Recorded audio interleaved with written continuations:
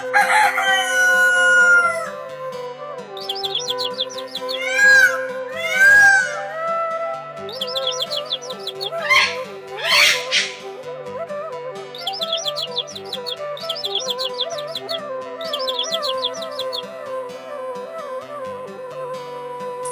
नाम के उस छोटे से गांव में सुबह हमेशा एक जैसी होती थी, शांत, धीरे और उम्मीद का एक छोटा सा दिया जलाकर।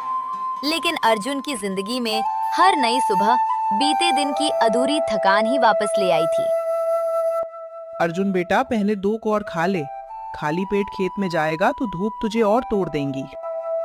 खा लूंगा माँ, बस सोच रहा हूँ आज मालिक पूरी दिहाड़ी दे दे तो शाम को तेल और दवा दोनों ले आऊं। मेरी दवा की फिक्र मत कर, तू अपनी कमर का भी ख्याल किया कर। रोज दर्द की शिकायत करता है। अर्जुन की उम्र ज्यादा नहीं थी, मगर जिम्मेदारियां उम्र से कहीं आगे निकल चुकी थी।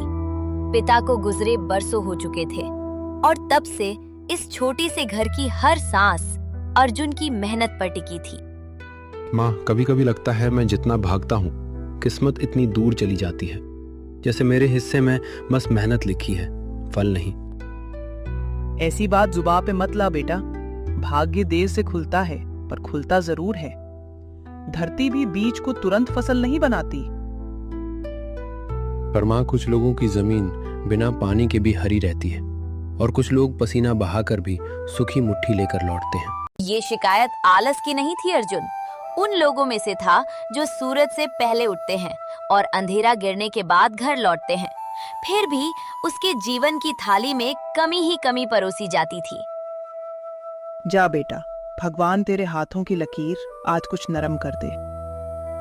अगर सच में लकीर बदलती हो तो शाम को मैं भी देखूंगा उसका रंग। दिन चढ़ते चढ़ते खेत तपने लगे। मिट्टी की गंध, पसीने की नमक भरी चुभन और लगातार झुककर काम करने की थकावट अर्जुन के शरीर पर नहीं, उसके मन पर भी बैठी जा रही थी। अर्जुन, हाथ तेज चला, बादल नहीं आएंगे जो तेरे हिस्से का काम कर दे। जी मालिक, काम रुकने नहीं दूंगा। वो जवाब कम देता था क्योंकि उसे मालूम था गरीब आदमी की आवाज अक्सर उसकी जरूरत से छोटी पड़ जाती है। अरे अर्जुन, तू इतना क्यों सोचता रहता है? दिन काट, मजदूरी ले और घर जा, यही तो सबकी जिंदगी है।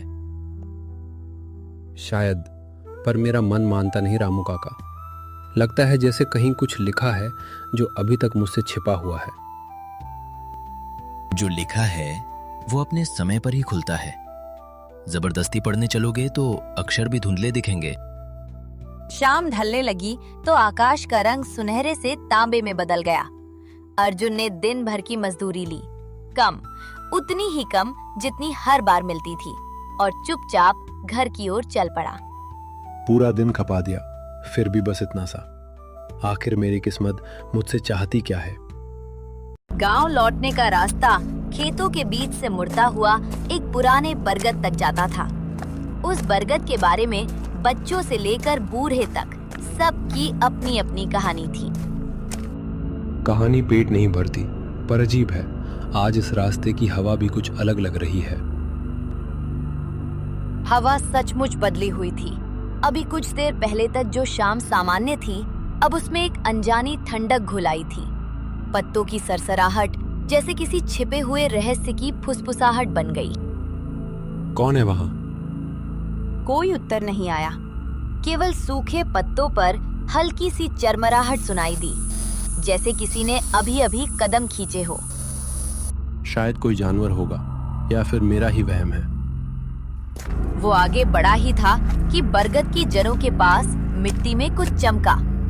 डूबती रोशनी में वो चमक क्षण भर के लिए उभरी और फिर जैसे खुद को छिपा गई। ये क्या है? पत्थर? नहीं, पत्थर ऐसा नहीं चमकता है। उसने जैसे ही उसे छूने के लिए उंगलियां आगे बढ़ाई, हवा अचानक और ठंडी हो गई। बरगद की जताएं एक साथ हिली, मानो पेड़ ने उसकी हरकत देख ली हो। इसको छूं या छोड़ दूं? उस एक पल में अर्जुन को लगा जैसे उसकी पूरी साधारण जिंदगी इस छोटी सी चमकती वास्तु के सामने आकर ठहर गई हो। शायद ये कुछ भी ना हो, और शायद यही वो संकेत हो जिसका इंतजार उसकी किस्मत वर्षों से कर रही थी। अगर यही जवाब हुआ तो? अर्जुन की उंगलियां उस रहस्यमय वस्तु से बस एक सांस की दूरी पर थी और उसी क्षण बरगद के पीछे अंधेरे से किसी के कदमों की आहट साफ सुनाई दी, जैसे कोई बहुत देर से उसका इंतजार कर रहा हो। अर्जुन की उंगलियां अभी उस चमकती चीज को छू भी नहीं पाई थी कि पीछे से आई आहट अचानक थम गई, जैसे कोई अंधेरे में खड़ा होकर उसकी हर हरकत देख रहा हो, उसकी अगली सांस तक गिन रहा हो। कौन है वहाँ? सामने आओ। कोई जवाब नहीं आया, सिर्फ बरगद की जटाएं हिली और फिर अंधेरे से दो परछाइयां निकलकर रास्ते की तरफ भागी। जमींदार के आदमी। चल, उसने देख लिया, यहाँ रुकना ठीक नहीं। मलिक को बताना पड़ेगा, वो चीज सच में यही थी। उनके शब्द हवा में तैरते हुए अर्जुन के कानों तक पहुंचे और उसके भीतर एक नया डर उगाया। ये कोई साधारण चीज नहीं थी। अगर जमींदार के आदमी रात के अंधेरे में इसे ढूंढ रहे थे, तो इसका रहस्य उसकी समझ से कहीं बड़ा था। तो इन्हें भी इसी की तलाश थी। आखिर है क्या ये? उसने मिट्टी धीरे धीरे हटाई। भीतर से एक पुराना ताबीज निकला, पीतल जैसा पर साधारण नहीं। उसके बीच एक फीका सा चिन्ह बना था और कोने पर ऐसी नक्काशी थी जैसे किसी ने कहानी उसमें बंद कर रखी हो। ताबीज? पर ये यहाँ कैसे आया? अर्जुन हाथ में ताबीज लेकर घर की ओर निकल पड़ता है। घर पहुंचने पहुंचते आधी रात ढल चुकी थी। टूटी चौखट, मिट्टी की दीवारें और भीतर टिमटिमाता दिया, सब कुछ वैसा ही था। पर अर्जुन की आंखों में लौटते समय वो पुराना सुकून नहीं था। अर्जुन, तू है? इतनी देर कहाँ लगा दे बेटा? बस माँ खेत की तरफ गया था। तुम लेटो हो, मैं पानी देता हूँ। उसने घड़े से पानी भरकर माँ को दिया। माँ के हाथ कांप रहे थे। माता तप रहा था और उनकी सुखी आंखों में वही पुरानी चिंता थी, अपने लिए नहीं, बेटे के लिए। तेरे चेहरे पर डर लिखा है, सच बता। फिर जमींदार के लोग मिले क्या? नहीं माँ, कुछ नहीं। तुम बस दवा खा लो, सुबह वेद के पास ले जाऊंगा। वेद भी उधार में दवा नहीं देगा अर्जुन। किस्मत से लड़ते लड़ते तेरे कंधे झुक गए हैं। माँ के शब्द तीर की तरह लगे। अर्जुन चुप हो गया। उसकी मुट्ठी में छिपा ताबीज जैसे धड़क रहा था, मानो वो उसकी बेबसी सुन रहा हो और किसी अनकहे जवाब के लिए भीतर से जाग रहा हो।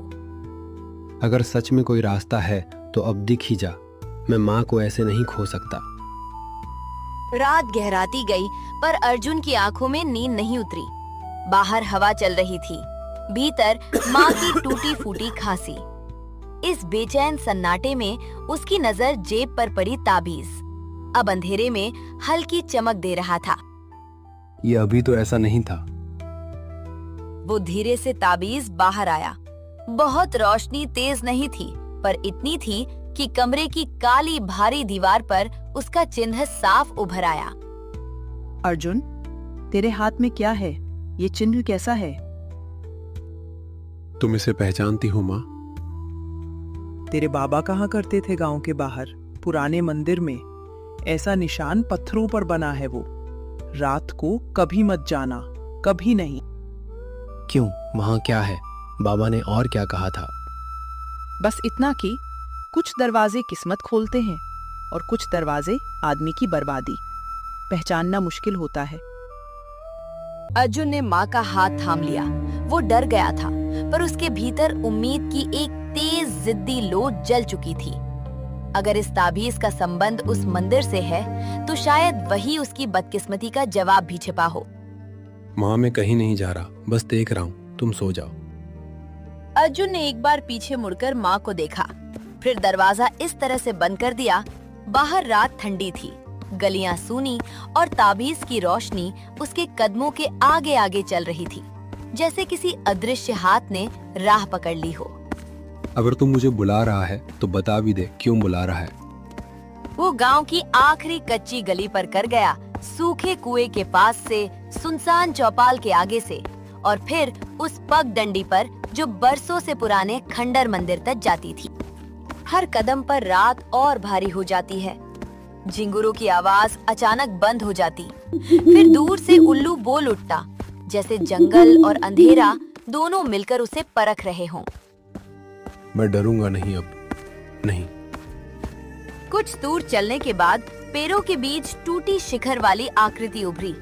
पुराना मंदिर, दीवारें फटी हुई, सीढ़ियां काई से ढकी हुई और द्वारा आधा टूटा, जैसे समय ने उसे खा लिया हो। यही जगह है। उसने द्वार के पत्थर पर हाथ फेरा। उंगलियों के नीचे वही चिन्ह उभरा जो ताबीज पर बना था, एकदम वही। माँ सच कह रही थी। अचानक मंदिर के भीतर से धातु के घीसने जैसी आवाज आई। अर्जुन जम गया। हवा बंद हो गई और अगले ही पल अंधेरे के भीतर दो लाल सी चमकती आंखें खुली। कौन है वहां?